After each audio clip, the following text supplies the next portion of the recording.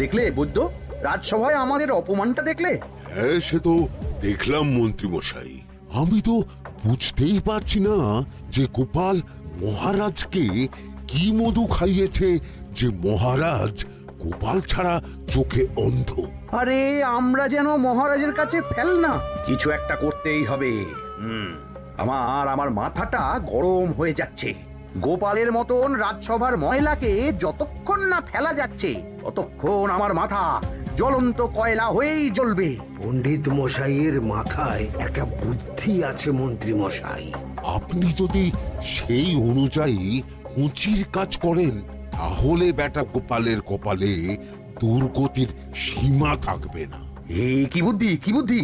আপনি বরং এই ব্যাপারে পণ্ডিত মশাইয়ের সাথে একবার আলোচনা করে নিন। আমি চলি, কেমন? আমি চলি। হ্যাঁ হ্যাঁ, এসো এসো এসো এসো।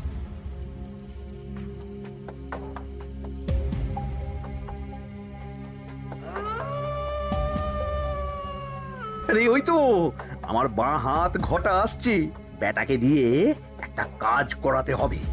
এ কি মন্ত্রী মশাই, আপনি এখানে দাঁড়িয়ে কি করছেন? এই একটা গুরুত্বপূর্ণ ব্যাপারে কথা বলছিলাম। একটা কাজ করতে পারবি? কি কাজ করতে হবে বলুন মন্ত্রী মশাই। আমাকে একটু ঠান্ডা জল, পাতিলেবু আর পুদিনার পাতা দিয়ে শরবত বানিয়ে খাওয়াতে পারবি? সেসব আমার ঘরে ব্যবস্থা করাই আছে। চলুন চলুন, আমার সাথে চলুন। হ্যাঁ হ্যাঁ, চল চল চল চল চল।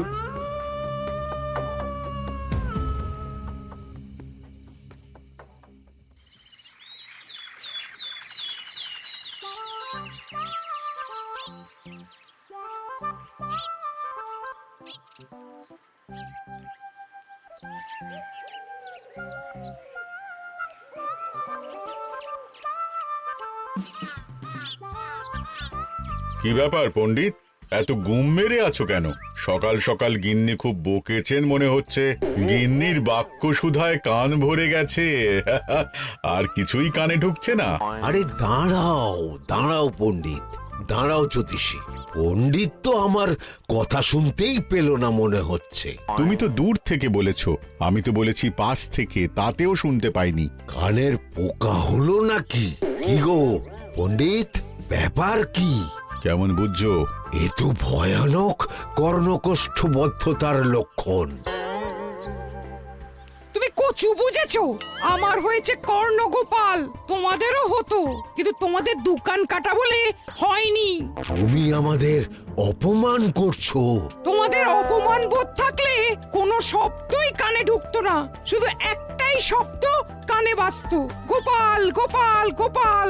এবারে রাজসভায় কিভাবে হেনস্থা হতে হলো মনে নেই?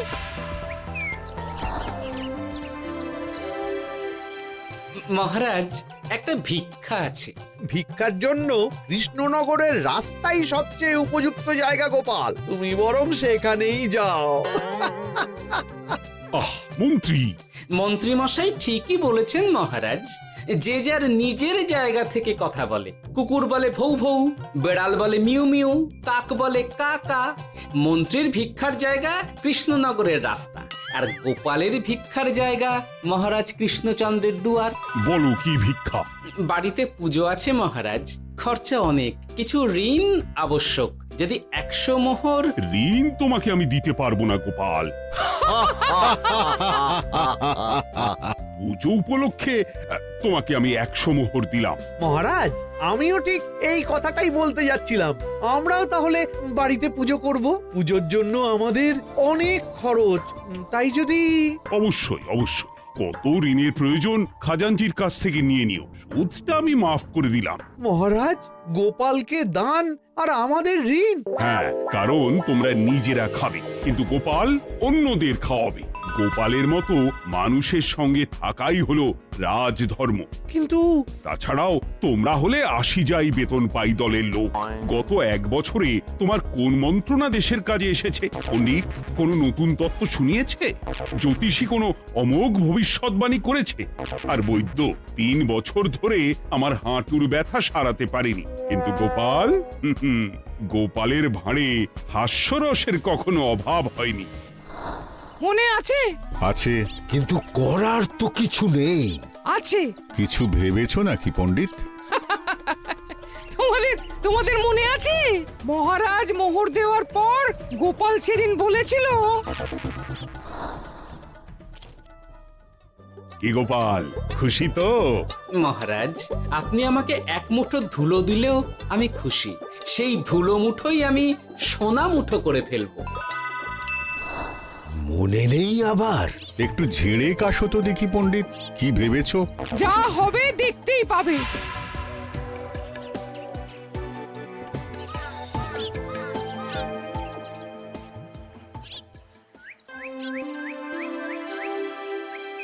মহারাজের জয় হোক, মহারাজের জয় হোক। ওরে বাবা, এই যে সকাল সকাল চান করে ঠান্ডা লেগে গেল মনে হচ্ছে। মহারাজ, ওই কবি গান উপলক্ষে গত মাসটা আমি কৃষ্ণনগরের কোণে কোণে ঘুরে বেরিয়েছি। প্রজাদের মধ্যে একটা অসন্তোষ আমি লক্ষ্য করেছি মহারাজ। অসন্তোষ? আমি তো জানতাম আমার শাসনে প্রজারা সুখে আছে। সুখে তারা ভাসছে মহারাজ, কিন্তু একটাই অসুখ, তারা মহারাজের দর্শন পায় না। তারা মহারাজের পদধূলির জন্য আকুল হয়ে আছে, মহারাজের দর্শন পাওয়ার জন্য চাতকের মতো অপেক্ষা করছে। চিত্রকরকে দিয়ে চিত্র অঙ্কন করিয়ে বিলি করে দিলেই হলো।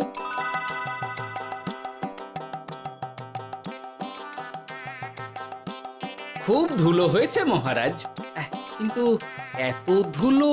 কালকের ঝড়ে ঢুকেছে। ঝাড়ুদার,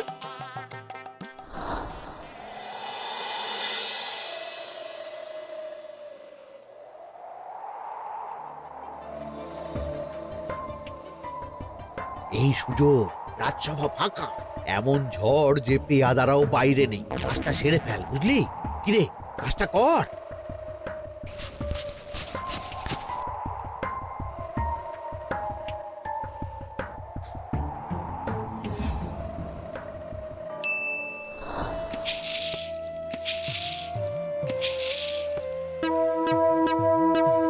এত ধুলো! উফ, মহারাজ, কাল ঝড়টা বড় সাংঘাতিক হয়েছিল। তা বটে। আচ্ছা গোপাল, তুমি বলেছিলে মহারাজ তোমাকে এক মুঠো ধুলো দিলেও সেটা সোনা হয়ে যাবে। এখনো সেই কথাই বলছি। মন থেকে বলেছিলে না মহারাজকে তেল দেবার জন্য? তেল দেওয়ার দায়িত্বটা তো আপনি নিজের কাঁধেই নিয়ে ফেলেছেন। আমি যা বলি সত্যি বলি। আজ যদি এই 4 ঝুড়ি ধুলো মহারাজ তোমাকে উপহার দেন, তখনও একই কথা বলবে? নিশ্চয়ই। মহারাজ, গোপালকে এই 4 ঝুড়ি ধুলো দেওয়ার হুকুম হোক। কি গোপাল, আমি তোমাকে যদি এই ধুলো ঝুড়িগুলো দিই, তা থেকে সোনা আসবে নাকি? আসবে মহারাজ, মোহরের বস্তা আসবে। যদি না আসে, আপনি বলুন। তোমাকে কৃষ্ণনগর ছেড়ে চলে যেতে হবে। রাজি? আর যদি আমি পারি, তাহলে আপনাকে এই মন্ত্রীর চাকরি ছেড়ে দিতে হবে। কি রাজি? কি মন্ত্রী, রাজি? রাজি। গোপাল? রাজি মহারাজ। আচ্ছা, আর কেউ মন্ত্রীর পক্ষে বাজি ধরেছেন নাকি? হ্যাঁ, আমি আমি আমি আমি। ও গোপাল এবার যে মরণ কুয়োতে ঝাঁপিয়েছে, সেখান থেকে আর উঠে আসতে পারবে না। কুলো থেকে মোহরের বস্তা আসবে, এ হচ্ছে গোপালের উন্মাদ রোগের শুরু। দেমাক দেমাক, মহারাজের পিঠ চাপড়ানি পেয়ে পেয়ে গোপাল ভেবেছে যে ও সব কিছু করতে পারে। এবার শুধু সেই দিনটার অপেক্ষা, যেদিন গোপালকে উল্টো গাধায় চড়িয়ে কৃষ্ণনগর থেকে বার করে দেব। এতটা নিশ্চিন্ত হবেন না মন্ত্রীমশাই। গোপাল কিন্তু হালকা কথা ছুঁড়ে দেওয়ার লোক নয়। কি বলতে চাইছো পণ্ডিত? ওই 4 ঝুড়ি ধুলো থেকে মোহরের বস্তা আসবে? না, তা বলছি না। অন্য জায়গা থেকেও তো মোহরের বস্তা আসতে পারে। তার সঙ্গে ধুলো মিলিয়ে দিলেই কেল্লাফতে। গোপালের নিশ্চয়ই কোনো পরিকল্পনা আছে। গোপালের সব পরিকল্পনার গোড়া মেরে রেখে দিয়েছি পণ্ডিত। বটা আছে গোপালের পেছনে, আর ঘটা আছে গোপালের বাড়ির পাহারা। লুকিয়ে কিচ্ছু করতে পারবে না। আরে ওই তো বটা আসছে। বেল্লিক, উল্লুক, তোকে আমি জল বিছুটি দেওয়াবো। গোপালকে ছেড়ে চলে এসেছিস কেন? ছেড়ে আসবো কেন মন্ত্রী মশাই? গোপালকে ওর বাড়ির সামনে ছেড়ে এসেছি। ওখানে তো ঘটা আছে। ও বড্ড ঘুরিয়েছে বেটা। কোথায় কোথায় গিয়েছিল গোপাল? 4 ঝুড়ি ধুলো নিয়ে বেটা বাড়ির উল্টো দিকে হাঁটা দিল। চললাম পিছু পিছু যাচ্ছিল কোন দিকে? নদীর দিকে, কিন্তু গোপাল দাঁড়ালো যদুর বাড়ির সামনে। এই যদু হলো সেই লোক যে লোকজনের বাড়িঘর কেনা বেচা করে আর লোক ঠকায়। আগে রাজধানীতে থাকতো। বেটা রাজধানী থেকে এই কৃষ্ণনগরে পালিয়ে এসেছে, এখানেও লোক ঠকাচ্ছে। কিন্তু বেটা এত চালাক যে কিছুতেই ধরা যাচ্ছে না। এইরকম লোককে ধরাচ্ছে হাতে রাখা ভালো নয় কি মন্ত্রী মশাই? সে তো জানি, কিন্তু ওর ওপর মহারাজের কড়া নজর আছে। এখন ওর সঙ্গে সম্পর্ক রাখা খুব ঝুঁকি। যাই হোক, তারপর? হ্যাঁ, তারপর যদু, যদু রে, গোপাল খুড়ো, আরে তুমি এখানে কি করছো? দেখতেই তো পাচ্ছিস ধুলো। তবে যে সে ধুলো নয়, মহারাজ কৃষ্ণচন্দ্রের পদধূলি। শুনিসনি বোধহয় এখন কৃষ্ণনগরে সবচেয়ে বেশি চাহিদা মহারাজের পদরেণু। আচ্ছা, মহারাজের পদরেণু নিয়ে যাচ্ছ কোথায়? এই ছোট ছোট পুলিন্দায় ভরে কৃষ্ণনগরের প্রত্যন্ত জায়গায় যেখানে প্রজারা মহারাজের সাক্ষাৎ পায় না সেখানে বিক্রি করব। তোমার কি মাথা খারাপ? পায়ের ধুলো বিক্রি হবে? ওরে, গতবারে মাত্র 1 ঝুড়ি ধুলো 1000 মোহরে বিক্রি করেছিলাম, এবারে 4 ঝুড়ি। শোনো, তুমি আবার ঘুরে ঘুরে বিক্রি করবে কেন? তোমাকে আমি বরং 10 মোহর দিয়ে দিচ্ছি। তুমি আমাকে এগুলো দিয়ে দাও, আর বিক্রি করে যা হবে তোমাকে এই 40 ভাগ দিয়ে দেবো। ওই 10 মোহরে বদমাস যদুকে ধুলো বেচে গোপাল বাড়ির দিকে চললো। বাড়ির সামনে অব্দি পেছনে পেছনে গিয়ে তারপরে এই আপনাদের কাছে আসছি। বলিস কি রে, ধুলো বেচে 10 মোহর? ও মন্ত্রী মশাই, গোপাল তো একেবারে নাড়ি ধরে টান মেরেছে। গেল রাজসভায় এমন সুখের চাকরিটি গেল। এবার আবার রাস্তার ধারে গিয়েই বসতে হবে। এবার নবাবের দরবারে জায়গা আছে কিনা খোঁজ করি গিয়ে। ধ্যাত্তেরি, 10 মোহর আর 1 বস্তা মোহরের মাঝখানে অনেক রাস্তা। সেই রাস্তায় আমি লোক বসিয়ে রাখবো। আরে আরে, ওই তো তোমার ঘটা আসছে। এই, তুই গোপালের ঘরের পাহারা ছেড়ে এলি কেন? গোপাল নেই নেই নেই নেই নেই নেই।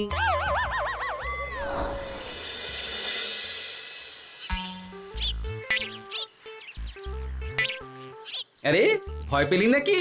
না না না না না, ভয় পাবো কেন? শোন, তোকে পেয়ে আমার খুব ভালো হলো বুঝলি। তোকে আমার একটা কাজ করতে হবে। বলো বলো। আসলে বুঝলি, আমার না গিন্নিকে নিয়ে তার বাপের বাড়ি যাওয়ার কথা ছিল, কিন্তু হঠাৎ বিশেষ কাজে আমাকে খামবাজে চলে যেতে হচ্ছে। এখন আমি গিয়ে গিন্নিকে বললে বুঝতেই পারছিস কুরুক্ষেত্র হয়ে যাবে একেবারে। তাই আমি কাউকে খুঁজছিলাম যে আমার বাইরে যাওয়ার খবরটা আমার গিন্নিকে গিয়ে দেবে। তুই পারবি বাবা ঘটা? ওরে বাবা! আরে আরে আরে, ভয় পাস না, তোকে গিয়ে মুখে কিছু বলতে হবে না। এই নে, এই চিঠিটা আমার বউকে দিবি।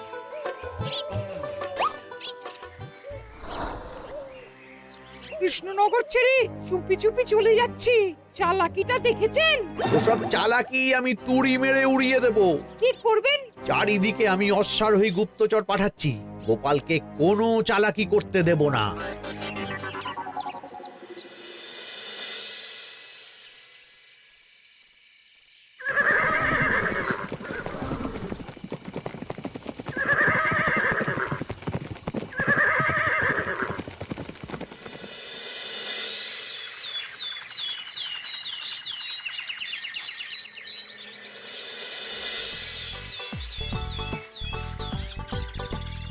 অং বং পিং পং। হ্যাঁ, ওরে বাপ রে, এ আবার কি বলে? মানে বুঝিতে পারিলে না? অং বং পিং পং অর্থাৎ আইসো আমার নিকট বিদেশি জাদু শরবত আছে। ইহাতে তৃষ্ণা নিবারিত হয়, শক্তি বৃদ্ধি হয়, ঘুম ভালো হয়, সম্পর্কের উন্নতি হয়, জামা কাপড় ফর্সা হয়, তু শব্দ না করে সকাল সকাল কষ্ট পরিষ্কার হয়। মূল্য মাত্র 1 মোহর। বোঝো, ওইটুকু অং বঙ্গের মধ্যে এত কিছু? ঠিক আছে, তা দাও দেখি। আপাতত টেস্টটা তো মিটুক, বাকিগুলো পরে বোঝা যাবে।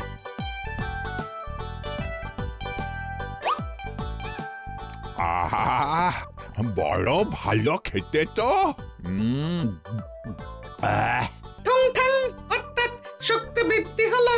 হ্যাঁ, হ্যাঁ, মনে হচ্ছে গায়ে যেন দুগুণ বল পাচ্ছি। কি হয়েছে ভাই? এ কে? এ ভিন দেশ থেকে জাদু শরবত নিয়ে এসেছে গো। জাদু শরবত ভিন দেশ? একেবারে বহু ভুজা শরবত। খেলে তেষ্টা যাবে, গায়ে জোর হবে, ঘুম হবে, সম্পর্ক ভালো হবে, জামা কাপড় ফর্সা হবে, সকালে হ্রাস করে পেটও পরিষ্কার হবে। সে কি? দাও গো ভাই, আমাকেও দাও। গুড় জল, সঙ্গে একটু ভাজা মশলা, আমচুর আর বিট নুন, শুদ্ধ দেশি জিনিস। জানলে কেউ ছুঁয়েও দেখতো না, কিন্তু একটু বিদেশি গন্ধ দিতেই একেবারে হট্ট মেলা। আরে তোমরাও এসেছো দেখছি। সং সং শঙ্কা, লং লং লঙ্কা। মানে অর্থাৎ এই শরবত খেলে আর শঙ্কা নাই, বুদ্ধি লঙ্কার মতন ঝাল হয়ে যাবে। তারপর ডং ডং ডঙ্কা, টং টং টঙ্কা, ফাইন ফাইন, অর্থাৎ টাকা আসবে আমার কাছে।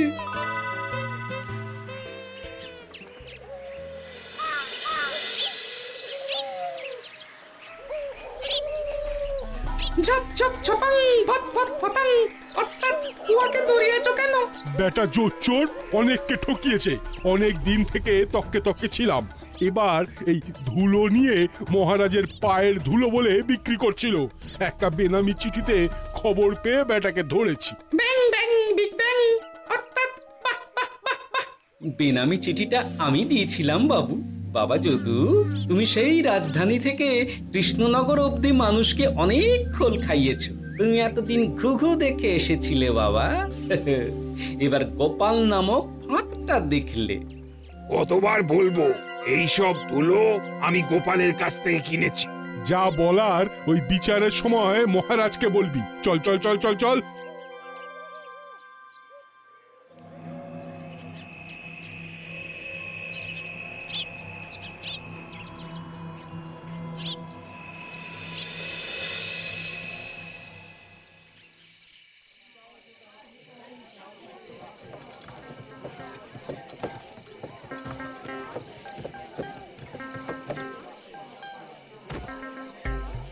ঝন্টু মন্টু ননাংফু। নাও ঠেলা। সাহেব বলে কি ফু দিয়ে দিতে হবে? কি বলছো সাহেব? বুঝতে পারছি না, কোথায় ফু দেব? ঝন্টু মন্টু ননাংফু, অর্থাৎ লবণ আছে? আছে আছে সাহেব আছে। কত লাগবে? ভান্ড ভরি আন্ডাকারি, অর্থাৎ যা আছে সব।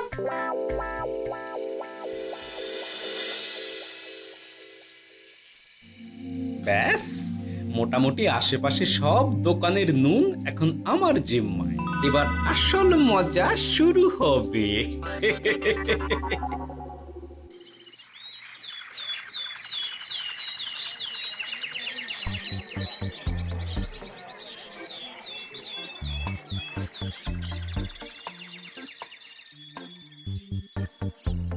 নুন আছে?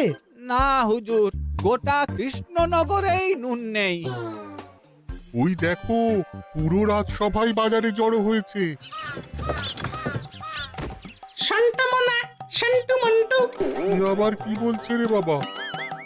শান্তামনা, শান্টু মন্টু, অর্থাৎ জনগণ শ্রবণ করুন। নান্টু কান্টু, নুন কি নেবেন? আন্টু আন্টু, আসুন আসুন। আমার আমার এক সের নুন লাগবে। শান্টু, অবশ্যই 100 লবণ 10 মোহর। 100 10 মোহর? 10 মোহর লইবেন না লইবেন না? না, নেব না। উত্তম উত্তম, গান্ডা পিণ্ডে ঢিসুম ঢিসুম, অর্থাৎ তাহা হইলে নুনের বদলে গৃহিণীর প্রহার ভক্ষণ করুন। আমাকে 100 নুন দিন। আমাকেও আমাকেও। নুন ছাড়া বাড়ি ফিরলে গিন্নি ঘর ছাড়া করবে আমাকে। শুনলাম কৃষ্ণনগর থেকে নুন উধাও। আছে মহারাজ, আছে। কৃষ্ণনগরের সব লবণ আমার নিকটে আছে। 110 মোহর। এত দাম? দাম তো হবেই মহারাজ। লবণ ছাড়া রান্না কেমন হবে ভাবিয়া দেখুন। ঠিকই বলেছ। রাজপাকশালেও তো রান্না বসেনি। 100 সেরের মতন রাজপ্রাসাদে পাঠিয়ে দাও। 1000 মোহর দিয়ে দাও।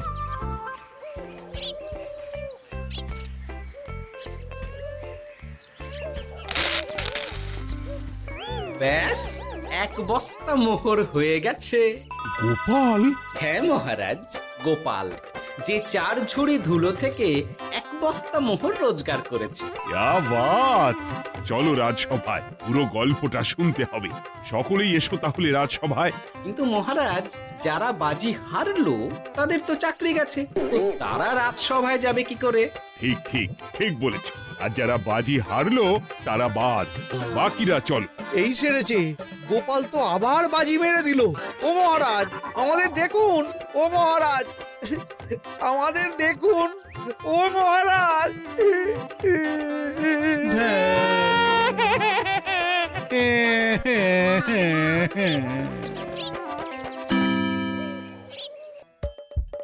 হাসির রাজা, জ্ঞানের রাজা, রসিক রাজা।